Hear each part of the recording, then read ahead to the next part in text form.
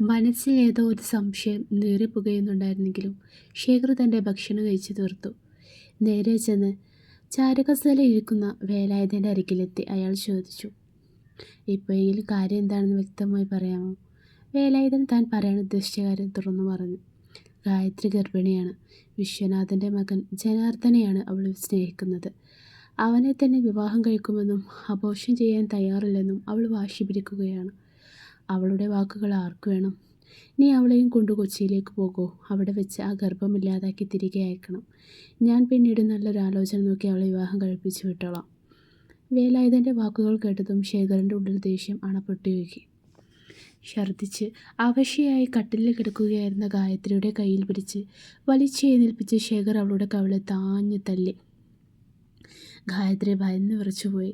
എടി, നീ ഇന്നലെയാണോ മിനിഞ്ഞാന്നാണോ സാരി ഉടുക്കാൻ തുടങ്ങിയത്? അതിനുള്ളിൽ നിനക്ക് കൂട്ടിന് ആൺതുണ വേണമെന്ന് വന്നോ? നിന്നെ ഞങ്ങൾ പൊന്നുപോലെ നോക്കിയതല്ലേ? കൊഴുപ്പ് കയറിയിട്ടാണോ നീ ഇതൊക്കെ കാണിച്ചു കൂട്ടിയത് എന്ന് ആക്രോശിച്ചുകൊണ്ട് പറയാൻ അറക്കുന്ന വാക്കുകൾ കൊണ്ട് അയാൾ അവളെ അധിക്ഷേപിച്ചു. ഗായത്രി പേടിച്ച് വിറച്ചു നിൽക്കുകയായിരുന്നു. മൃഗത്തെ അടിക്കുന്നത് പോലെ അവളെ തല്ലിക്കൊണ്ടിരുന്ന ശേഖരനെ സുഭദ്ര പിന്നിൽ നിന്ന് പിടിച്ചു മാറ്റി. അവൾക്ക് വയ്യാതിരിക്കുകയാണ്. കഴിക്കുന്നതൊന്നും വയറ്റിൽ പിടിക്കുന്നില്ല 10 ദിവസമായിട്ട്. എങ്കിലും പോയി നമ്മുടെ ജാതിയിലല്ലാത്തവനെ തന്നെ വേണമായിരുന്നു നിനക്ക്. മര്യാദയ്ക്ക് എൻ്റെ കൂടെ കൊച്ചിയിലേക്ക് വന്ന് ഈ ഗർഭം അലസിപ്പിക്കണം. എന്നിട്ട് അച്ഛൻ കാണിച്ചു തരുന്ന ആളെ വിവാഹം കഴിക്കണം. ശേഖർ കടുപ്പത്തിൽ പറഞ്ഞു. ഞാനതിന് സമ്മതിക്കില്ല ഏട്ടാ. ഈ കുഞ്ഞിൻ്റെ മേൽ ജനാർദ്ദന അവകാശമുണ്ട്. അദ്ദേഹത്തിന് എന്നെ ജീവനാണ്. അദ്ദേഹം വരുന്നതുവരെ എടുത്തു ചാടി തീരുമാനങ്ങളൊന്നും എടുക്കരുത്. അവശതകൾക്കിടയിലും ഗായത്രി ഉറപ്പിച്ചു പറഞ്ഞു. ശേഖറിൻ്റെ ദേഷ്യം ഇരട്ടിച്ചു. ഇതാ നോക്ക്, നിനക്ക് അവനെയാണ് വേണ്ടതെങ്കിൽ ഞങ്ങളെ അങ്ങ് മറന്നേക്കൂ ഗായത്രി. അതല്ല, നിനക്ക് ഞങ്ങളെയാണ് വേണ്ടതെങ്കിൽ ഞങ്ങളുടെ കൂടെ കഴിയണമെന്നുണ്ടെങ്കിൽ ഈ ഗർഭം ഇല്ലാതാക്കണം. നമ്മുടെ ജാതിയിലല്ലാത്തവരുമായി നമുക്കെന്ത് ബന്ധം? പറയുന്നത് നിനക്ക് മനസ്സിലാവുന്നില്ലേ? അയാൾ അലറി. അതേസമയം വീടിന് പുറത്ത് ടാക്സി നിർത്തി കാത്തു നിൽക്കാൻ പറഞ്ഞ് ജനാർദ്ദൻ വന്ന് വാതിലിൽ ബെല്ലടിച്ചു. ഏട്ടാ, എൻ്റെ കുഞ്ഞിനെ എനിക്ക് നഷ്ടമാവുന്ന സാഹചര്യം വന്നാൽ ഞാൻ പിന്നെ ജീവനോടെ ഉണ്ടാകില്ല, ഗായത്രി ഉറക്കെ വിളിച്ചു പറഞ്ഞു. ഉള്ളിലെ സംസാരങ്ങൾ പുറത്തു വരെ കേൾക്കാമായിരുന്നു. നിനക്ക് വാക്കുകൾ കൊണ്ട് പറഞ്ഞാൽ മനസ്സിലായില്ലല്ലേ എന്ന് പറഞ്ഞ് ശേഖർ വീണ്ടും ഗായത്രിയുടെ മുടിയിൽ കുത്തിപ്പിടിച്ച് തല്ലാൻ തുടങ്ങിയപ്പോൾ വേലായുധന് സഹിക്കാനാവാതെ കണ്ണുകൾ ഇറുക്കിയടച്ചു. സുഭദ്ര വീണ്ടും ശേഖരനെ തടയാൻ ശ്രമിച്ചുകൊണ്ടിരുന്നു. സുഭദ്ര, അവൾ ചത്തുപോകുമടാ, നിർത്തൂ എന്ന് നിലവിളിച്ചു. ഇനി സഹിക്കാനാവില്ലെന്ന് കണ്ട ജനാർദ്ദൻ ആഞ്ഞു തൊഴിച്ച് വാതിൽ തുറന്നു. അകത്തേക്ക് പാഞ്ഞെത്തിയ ജനാർദ്ദൻ കണ്ടത് അവശയായി നിലത്ത് വീണ ഗായത്രിയാണ്. ദേഷ്യം സഹിക്കാനാവാതെ ജനാർദ്ദൻ ശേഖറിൻ്റെ കവളത്ത് ആഞ്ഞടിച്ചു. ഗർഭിണിയായ ഒരു പെണ്ണിന് നരമൃഗത്തെ പോലെ ക്രൂരത കാണിക്കാൻ നിനക്ക് എങ്ങനെ കഴിയുന്നു? നീ മനുഷ്യൻ തന്നെയാണോ? ഛീ എന്ന് ആക്രോശിച്ചുകൊണ്ട് അവന് കരഞ്ഞുകൊണ്ടിരിക്കുന്ന ഗായത്രിയെ ചേർത്ത് പിടിച്ചു. ഞാൻ എത്തിക്കഴിഞ്ഞു.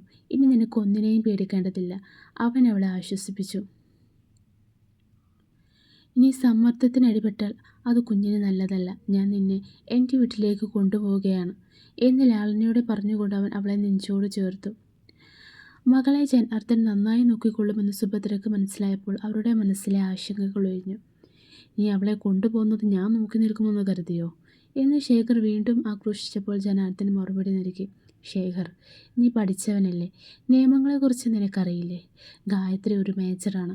അവൾക്ക് ഇഷ്ടമുള്ള തീരുമാനമെടുക്കാൻ അവകാശമുണ്ട്. ഗായത്രിയെ എടുത്തുയർത്തി പുറത്തേക്ക് നടക്കുമ്പോൾ ജനാർദ്ദൻ വേലായുധൻ്റെ മുന്നിൽ നിന്നു. വേലായുധൻ സർ, നിങ്ങളുടെ മകളെ ഞാൻ ഒരു മഹാറാണിയെപ്പോലെ നോക്കിക്കൊള്ളാം. നിങ്ങൾക്ക് സമ്മതമാണെങ്കിൽ നമുക്കെല്ലാവർക്കും അറിയുന്ന രീതിയിൽ ഗംഭീരമായി തന്നെ വിവാഹം നടത്താം. ഇനി നിങ്ങൾ സമ്മതിച്ചില്ലെങ്കിലും ഈ കല്യാണം അതിനേക്കാൾ ഗംഭീരമായി തന്നെ നടക്കും. വിവാഹ മുഹൂർത്തം നിശ്ചയിച്ച് ഞാൻ അറിയിക്കാം. വരണോ വേണ്ടേ എന്നത് നിങ്ങളുടെ ഇഷ്ടം. ഗൗരവത്തോടെ ഇത്രയും പറഞ്ഞ് ജനാർദ്ദൻ അവിടെ നിന്നും ഇറങ്ങി. വേലായുധൻ്റെ മറുപടിക്കായി കാത്തു നിൽക്കാതെ അവൻ ഗായത്രിയെ കാറിലിരുത്തി സ്വന്തം വീട്ടിലേക്ക് കൊണ്ടുപോയി. അമ്മയില്ലാത്ത ആ വീട്ടിലേക്ക് ജനാർദ്ദൻ്റെ അമ്മയായി മംഗളാരതി ഉഴിഞ്ഞാണ് ഗായത്രിയെ സ്വീകരിച്ചത്. ഏതാനും ദിവസങ്ങൾക്കുള്ളിൽ തന്നെ നല്ലൊരു വിവാഹ മുഹൂർത്തം നിശ്ചയിക്കാനുള്ള ഒരുക്കങ്ങൾ അവിടെ തുടങ്ങി. വിവാഹത്തിനു ശേഷവും ശേഖർ വാക്കുകൾ കൊണ്ട് ഗായത്രിയെ വേദനിപ്പിച്ചുകൊണ്ടിരുന്നു. അവൾ മാനസികമായി തളരുന്നത് കണ്ട് സഹിക്കാനാവാതെ ജനാർദ്ദൻ ഡൽഹിയിലേക്ക് താമസം മാറ്റി. അവരുടെ സ്നേഹത്തിന് അടയാളമായി അവർക്കൊരു പെൺകുഞ്ഞ് ജനിച്ചു. അവൾക്ക് അപൂർവ എന്നവൾ പേരിട്ടു.